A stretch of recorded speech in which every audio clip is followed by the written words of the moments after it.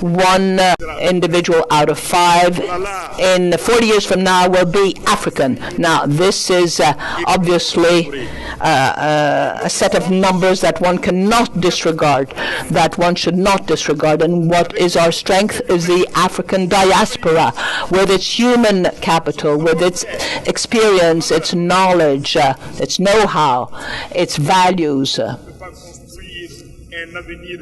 That is why one cannot conceive of a viable future without the total involvement of Africa.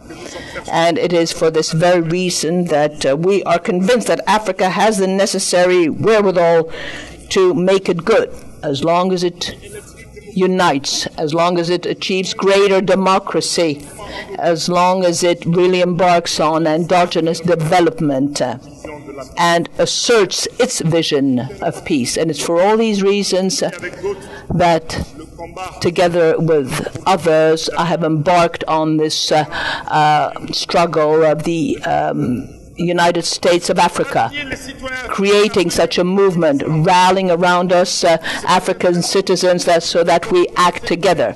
It's for this reason that we have been advocating the defense of African cultures and languages. And it is for this reason that we are waging a struggle so that Africa develop a common language, a Pan-African language, alongside other languages such as Swahili. That is our struggle today, one of our struggles today.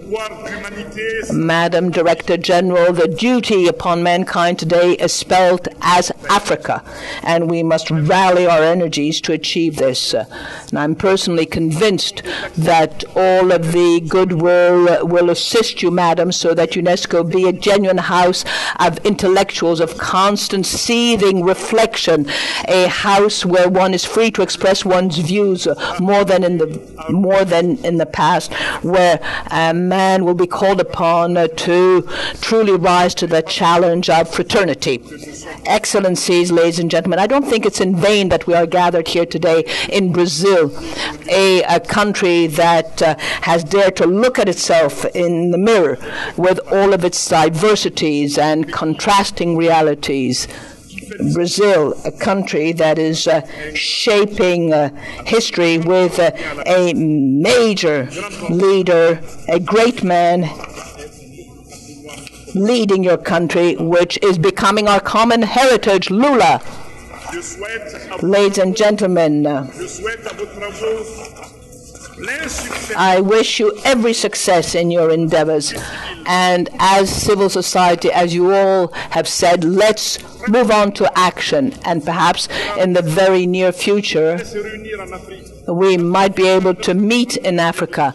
In 1949, Africa attended the first meeting with Egypt. We have more than 40 African ministers in attendance today. In the replies to the various questions, more than 90% have come from Africa. Expectations are huge in Africa, and perhaps CONFINTEA will meet in the future in Africa. Long live your international conference for better investment in the future, a future which would mean democracy, peace, justice, and solidarity. Thank you for your attention.